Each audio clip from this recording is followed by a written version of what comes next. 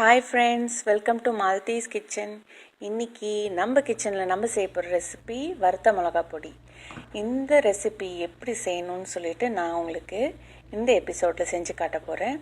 இதை செஞ்சுட்டு உங்கள் வீட்டில் நீங்கள் ட்ரை பண்ணிவிட்டு இது எப்படி இருக்குன்னு மறக்காமல் சொல்லுங்கள். இப்போது நம்ம ரெசிபிக்குள்ளே போகலாம். ஒரு பேனை எடுத்துக்கோங்க. அது காஞ்சதும் நல்லெண்ணெய் விட்டுக்கோங்க. நல்லா தாராளமாக விட்டுக்கோங்க. எண்ணெய் காஞ்சதும் உளுத்தம்பருப்பு போடுங்க. இது ஆப்ஷனல் தான். எனக்கு உளுந்து டேஸ்ட் பிடிக்கும்னால நான் உளுத்தம்பருப்பு போடுறேன். இதை நீங்கள் போடணுன்னு அவசியம் இல்லை, இது ஆப்ஷனல் தான். இதை லைட்டாக வதக்கிட்டு அந்த எண்ணெயை வடிகட்டிட்டு நம்ம உளுந்தை மட்டும் தனியாக எடுத்து ஒரு மிக்ஸி ஜாரில் போட்டு வச்சுருவோம்.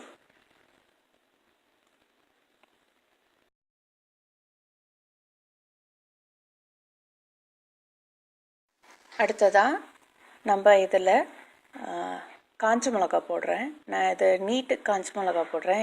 இந்த மிளகா என்னோடய மிளகா ரொம்ப காரம் கம்மி. அதனால நான் இதில் ஒரு 8லேருந்து 10 மிளகா வரைக்கும் நான் இதில் ஆட் பண்ணியிருக்கேன். இதையும் ரொம்ப தீர அளவுக்கு வறுக்காமல் லைட்டாக அந்த சூடான எண்ணெயில் மிதமான சூட்டில் நல்லா லைட்டாக அதை வதக்கிட்டு இதையும் நம்ம மிக்ஸி ஜாருக்கு எண்ணெயை வடிகட்டிட்டு ட்ரான்ஸ்ஃபர் பண்ணிவிடுவோம்.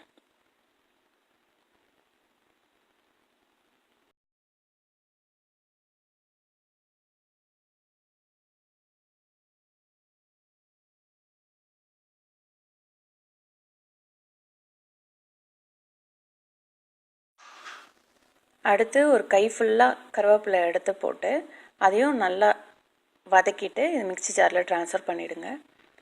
அதுக்கப்புறம் இதில் நான் தோல் உரிக்காத பூண்டு 5 பூண்டு போடுறேன். 10 மிளகாக்கு 5 பூண்டு போட்டுட்டு தேவையான சால்ட் ஆட் பண்ணிவிட்டு இப்போ நம்ம இதை அரைச்சி எடுத்துக்கலாம்.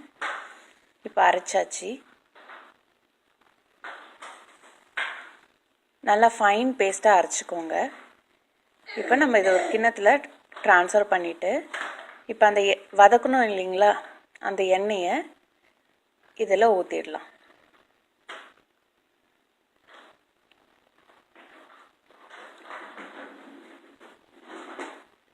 இந்த எண்ணெயை ஊற்றிட்டு லைட்டாக ஒரு கிண்டி விட்டுட்டிங்கன்னா வறுத்த மிளகா பொடி ரெசிபி ரெடி.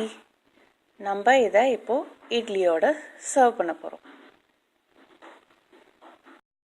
இந்த மிளகா பொடி உங்களுக்கு கொஞ்சம் காரம் அதிகமாக இருக்குதுன்னு நினச்சிங்கன்னா நீங்கள் இதில் நல்லெண்ணெய் ஆட் பண்ணிக்கலாம். மற்றபடி இதில் நீங்கள் நார்மல் சட்னி பண்ணுற மாதிரி தாளித்து போடணுன்ற எந்த அவசியமும் இல்லை. இது உண்மையிலே ரொம்ப சிம்பிள் அண்ட் ரொம்ப ஈஸியான ரெசிபி. இன்ஸ்டண்ட்டாக உங்கள் வீட்டில் சட்னி எதுவும் செய்ய முடியல அப்படின்னா இன்ஸ்டண்ட்டாக 2 நிமிஷத்தில் இந்த மிளகா பொடியை நீங்கள் ஈஸியாக ரெடி பண்ணிடலாம். அது மட்டும் இல்லை, நீங்கள் இந்த மிளகா பொடியை ட்ராவல் கூட யூஸ் பண்ணிக்கலாம். நீங்கள் இதை வெளியே 7 days வரைக்கும் அப்படியே வச்சுருந்தா கூட உங்களுக்கு கெட்டே போகாது. ஸோ இந்த இன்ஸ்டன்ட் வறுத்த மிளகா பொடி ரெசிப்பியை வீட்டில் ட்ரை பண்ணிவிட்டு எப்படி இருக்குன்னு மறக்காமல் சொல்லுங்கள். என்னோடய வீடியோஸ் உங்களுக்கு பிடிச்சிருந்தா லைக் பண்ணுங்கள். ரொம்ப பிடிச்சா உங்கள் ஃப்ரெண்ட்ஸுக்கு ஷேர் பண்ணுங்கள். உங்களுக்கு ஏதாவது கமெண்ட்ஸ் இருக்கா மறக்காமல் கமெண்ட் செக்ஷனில் கமெண்ட் பண்ணுங்கள்.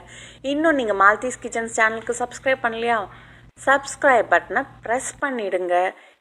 இந்த சேனலோட ஃப்யூச்சர் அப்டேட்ஸ் உங்களுக்கு வேணும் அப்படின்னு நினச்சிங்கன்னா மறக்காமல் நோட்டிஃபிகேஷன் பெல் சிம்பிளை கிளிக் பண்ணிவிடுங்க.